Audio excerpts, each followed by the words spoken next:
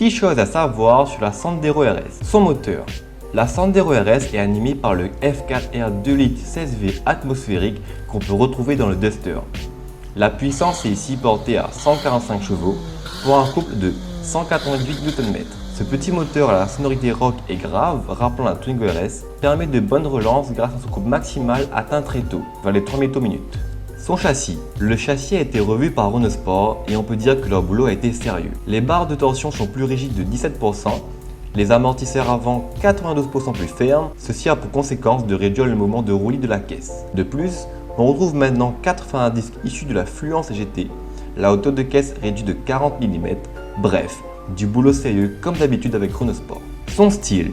La Sandero RS joue clairement la carte de la sportivité avec la lame avant type F1 devenue classique sur le modèle RS, la double sortie d'échappement, les stickers, les jantes de 17 pouces, elle montre clairement ses attributs sportifs. Son habitacle, volant sport siglé RS, pédalier en alu, siège semi-baquet, écran de contrôle, on a même droit à un bouton RS qui change la taille de l'ESP. L'habitacle, malgré des plastiques très moyens, relève d'un cran le niveau de la Sandero.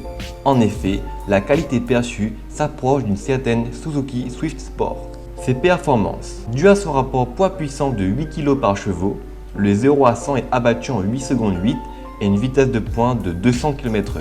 La boîte 6 courte étagée pour être utilisée avec 5 vitesses et une pour autoroute permet de bien se relancer.